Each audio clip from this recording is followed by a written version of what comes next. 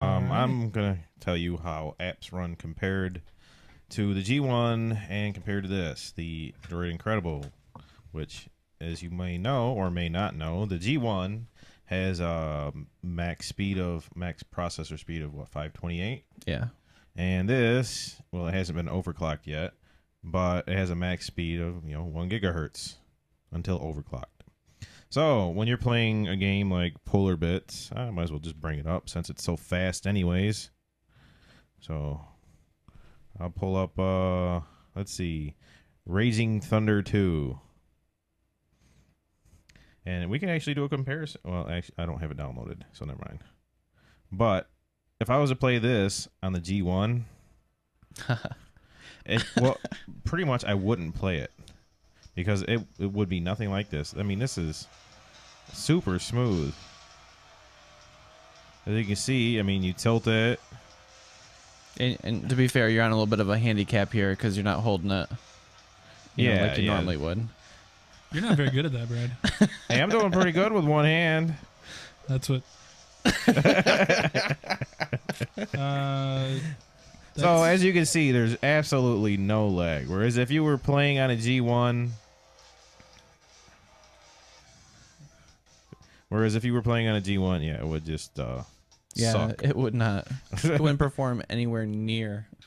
I mean, we might as well do a little bit more. Well, yeah. Let's switch over. Do you want to do that on, or no? You can't even do that on the G1, can you? so basically, any 3D game that you want to play on a G1 is not going to be very fun. No. But if you get a phone with a 1 gigahertz processor like the Incredible, it's going to be perfect, flawless. I had no problems. I played that. I played every other Polarbit game on there. I played this one like flight simulation game, Winds of Steel, and that's a pretty cool. Sweet app. Yeah, that was a pretty cool game. If you got if you got a good phone, download that Winds of Steel. It's a lot of fun. If you like flight simulation and shooting stuff, and who doesn't? Yeah, no kidding. So Cool. yeah, that's except for the 3D apps. Don't play them on a G1. Play them on something good. Yeah, and those are some pretty good examples. Again, what was the name of those? Well, Polarbit. Just search for Polarbit. They got all the 3D games. I think there's only like 3 of them, anyways. It's Raging Thunder 2, and some like speedboat game called Wave Blazer. Wave Blazer? Oh, well, Raging Thunder. What kind of name is that? Sounds like a porno. Yeah, Oh, it's bad, or like a bad. What was that movie that they were making fun of all those action movies? It had Ben Stiller in it, and Robert Downey Jr. had blackface. Tropic Thunder. Oh, Tropic Thunder. Thunder. Yeah. There you go. Just sold it on DVD on Amazon. Too late to buy it, everybody. So yeah, this week I'm going to be reviewing the official Adobe Reader app, which Adobe just released. I think it was only a matter of a few days ago. It's been pretty quick. They just came out with an official app. You might know there's been some other apps on the market that do PDF reading, which is what these documents are. Anything that you see that ends with a .pdf that usually in your browser takes a long time to load. Yeah. But there's been some stuff coming out in the market for a while, coming at it from the open source perspective, because there's a lot of options out there already to read PDFs. You don't really need a Adobe approved reader to read them. The other ones work just fine, but Adobe's really brought some other things to this that really kind of go above and beyond, like pretty much every other PDF reader I've tried. So like right now I was using Quick Office to read PDF documents, and Quick Office is really good. But on the Adobe Reader, they have a bunch of other cool stuff, like the pinch to zoom, which you see on Quick Office. But they also have this really cool feature called Reflow, which it kind of zooms in the text and it takes out all the paragraph styling and makes it fit onto your screen, so that if you're actually reading through a PDF document for the content instead of skimming, this makes it much more like an e-reader on your phone.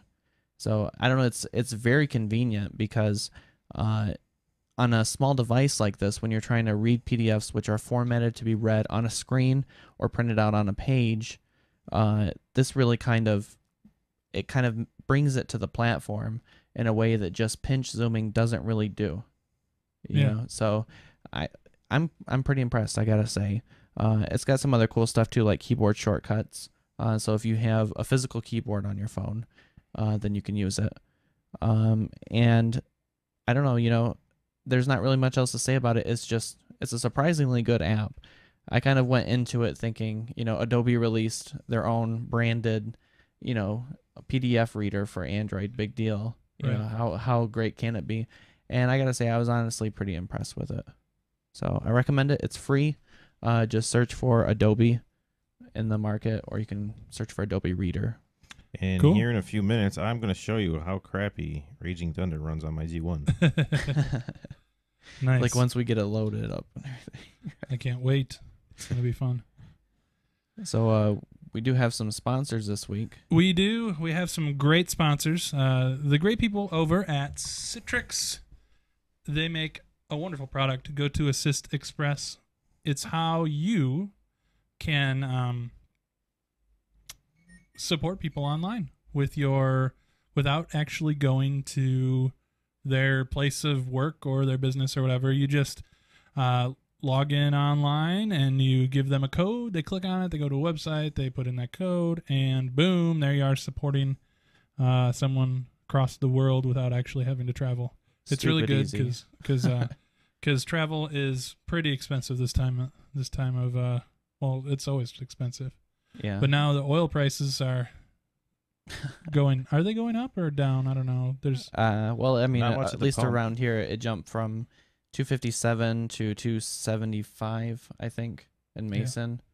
Today, Still about average around here in Jackson. yeah, but during the summer, prices seem to go up all the time. So if you want to save some money and not travel as much, go to Assist Express is a really great way to do it. It's safe, secure. You can do remote support and unattended support. And with our, you can just go to assist.com/techpodcast to get 30 days for free. And we think you should check it out. And we'll give you 30 days for free if you go to assist.com/techpodcast. And that's that. Cool. Not once did my home screen crash on the On the Incredible, on the Incredible. and now it's crashed on my G1. Yeah, the problems. Well, There it is. the first part of the news we have for the app show, I want to bring up Real Player's release of Real Player for Android. Oh, wait, Real Player for A Android? Real Yes. Not like Rhapsody, like Real Player? No, Real Player. Are you for real?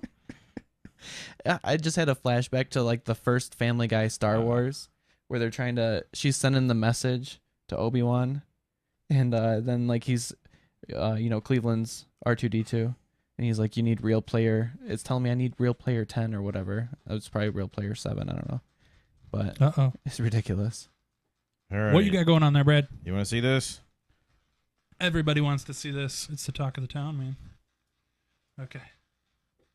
Same game, right?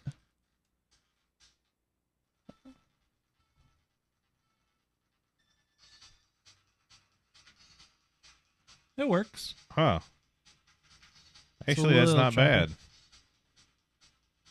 Oh, boy. No, but see, look, you Wait a can minute. already see it. Oh, boy. You can see the frame skipping and Skipping. Yeah. It's not. Oh, yeah, look at that. Oh. You're not going to win.